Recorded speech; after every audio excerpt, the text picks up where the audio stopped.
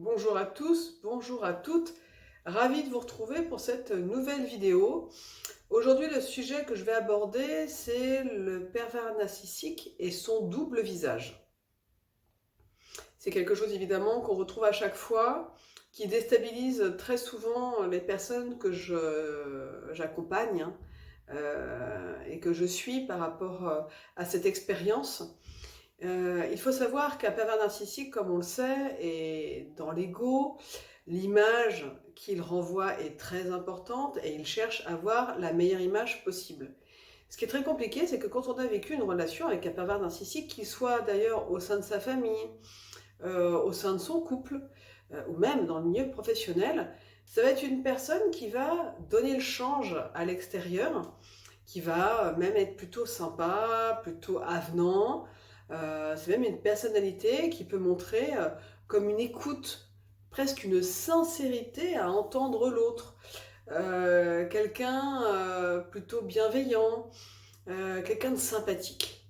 Et en société, du coup, les gens vont se faire berner, entre guillemets, par cette image qu'ils souhaitent donner, tout simplement parce qu'il est très difficile de pouvoir le déterminer et le comprendre. Ça, c'est quelque chose qu'il est important de comprendre parce que la grande difficulté quand on a rencontré ce type de personne dans sa vie, et ce qui est souvent très insupportable dans un premier temps, c'est le fait que ce soit totalement intolérable de savoir cette personne appréciée, aimée par les autres, même limite avec un sacré charisme pour certains. D'entendre à quel point cette personne est merveilleuse, sympathique, à l'écoute, etc. Alors que nous vivons dans la sphère privée, que ce soit dans la sphère familiale, si c'est des parents, ou un conjoint, même des enfants. Et nous vivons en fait avec cette personne, mais une situation totalement différente. En effet, le pervers narcissique va pouvoir se montrer sous son meilleur jour un certain temps, et il va le faire évidemment là où pour lui c'est le plus important, c'est à l'extérieur, parce que c'est très important, vraiment pour lui, même capital, d'avoir cette bonne image, qu'on lui renvoie une bonne image, qu'on lui dise des choses positives. Et ce qui est compliqué, c'est que quand on vit avec une personnalité comme ça dans la sphère intime, eh ben, on voit un visage totalement différent. Quelqu'un qui va lancer des pics, quelqu'un qui va rentrer dans les failles, qui va passer son temps à chercher les faiblesses. On a le sentiment qu'il est en train de tout le temps essayer de nous descendre, de nous dévaloriser, de nous déprécier, de nous remettre la faute sur nous alors que nous n'y sommes pour rien.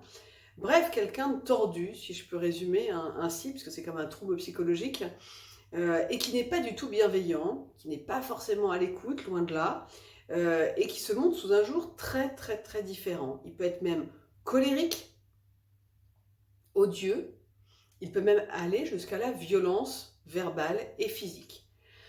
Et ce qui est extrêmement difficile pour les gens qui veulent quitter cette personne, ou tout simplement qui ont réussi à le quitter, mais parce qu'il y a des enfants au sein de la famille, elles sont obligées de rester un petit peu en contact avec cette personne.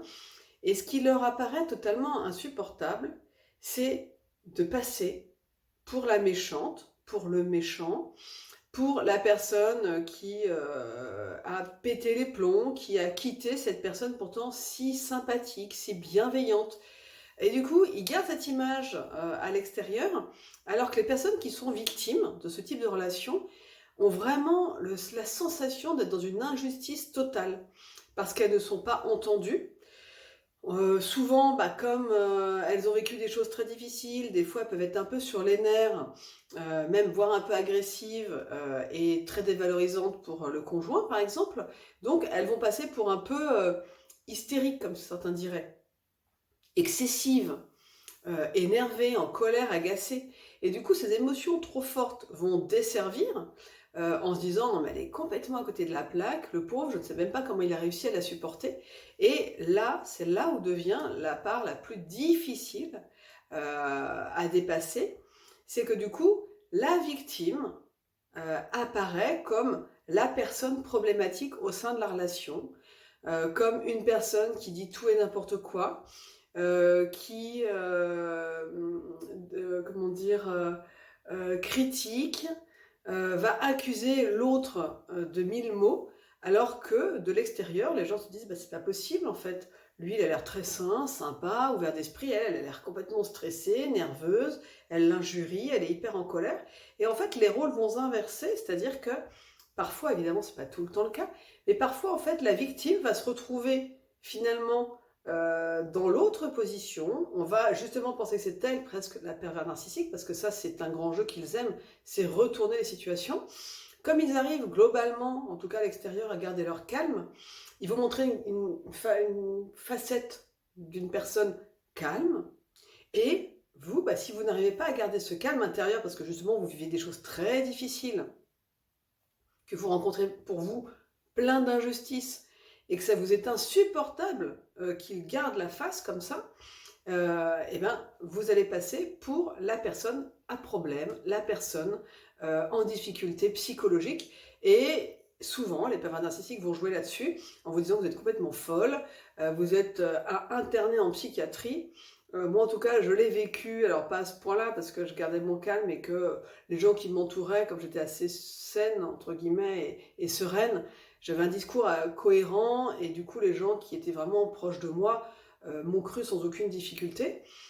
Mais je sais à quel point, par contre, il est difficile de voir que ces personnes bah, vont continuer leur petit train-train habituel. Moi, c'était surtout dans le cadre du travail, où ils gardaient la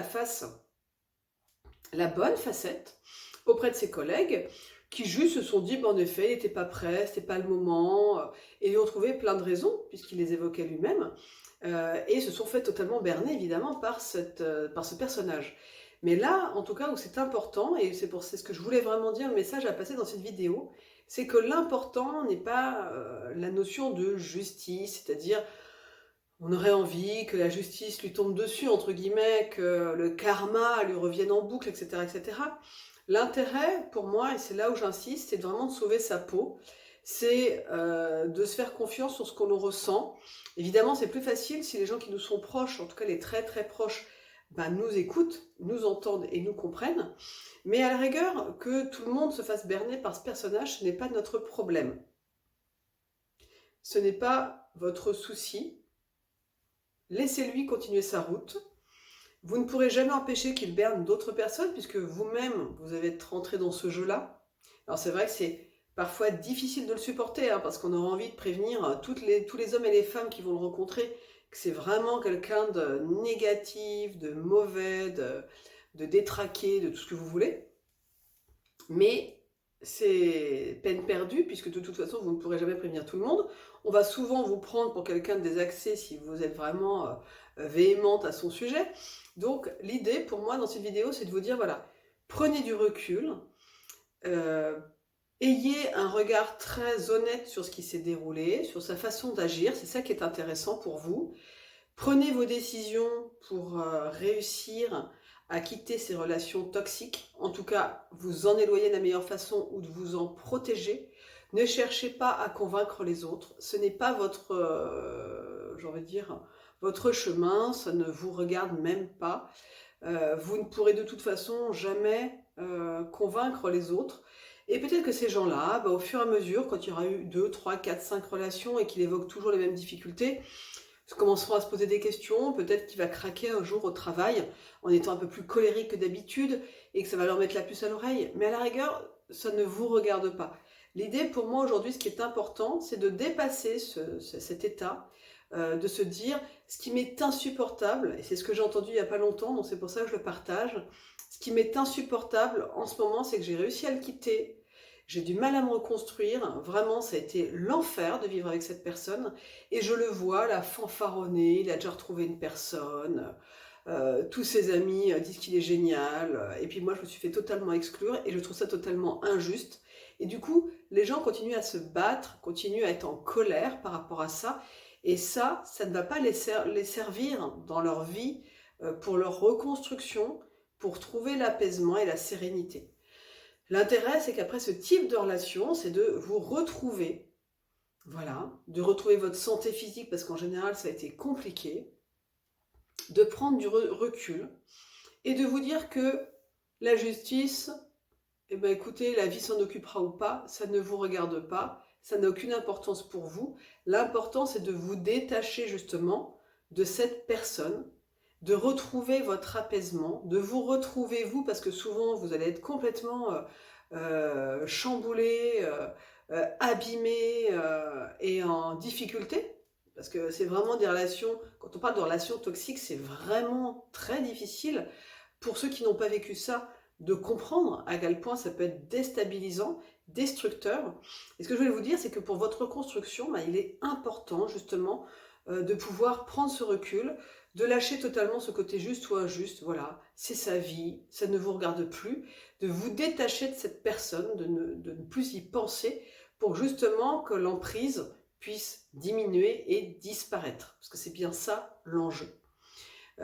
Et laissez-le faire sa vie, et que ce soit juste ou pas juste, à la rigueur, voilà, les choses se feront comme elles se feront. On dit toujours que tout est juste et parfait, et à un moment donné, voilà, l'important c'est de vous recentrer sur vous et de vous dire, ok, c'est vrai que cette personne a deux visages, que ça a été très difficile et violent pour vous à vivre, que vous aimeriez crier au monde entier à quel point c'est une personne vraiment néfaste, mais voilà, gardez vos forces pour vous, reconstruisez-vous et laissez-le finaliser sa vie comme il le voudra. De toute façon, ça ne lui apportera pas de bonheur, parce que franchement, de manipuler les gens, de rentrer dans leurs failles, de vouloir les attirer du mauvais côté de la force, j'ai envie de dire, de les dévaloriser, d'être toujours dans quelque chose de négatif, ça ne peut pas lui apporter quelque chose de très savoureux, même s'il en tire quelques plaisirs au moment où il sent vraiment qu'il a de l'emprise sur la personne. Mais tout ça n'a pas d'importance. Ce qui est important, c'est de penser à vous et de le laisser continuer son chemin. Voilà, c'était vraiment le message d'aujourd'hui. N'hésitez pas, hein, comme vous le savez, j'ai mon site internet. J'accompagne particulièrement les personnes qui ont été victimes de ce type de relation, parce que c'est vraiment, ça peut être vraiment traumatisant, hein, je pèse mes mots, et en effet, on peut souvent se sentir incompris et se sentir dans une espèce de zone d'injustice. Voilà. Alors sachez que vous n'êtes pas seul, qu'il y a énormément de gens hein, qui subissent ce type de relation, mais c'est vrai qu'en l'ayant vécu, on peut vraiment le comprendre. Moi-même, avant de le vivre, je ne pensais même pas que ça pouvait exister. Donc voilà, maintenant, bah voilà, je le sais, je l'ai vécu, je l'ai traversé, je l'ai dépassé.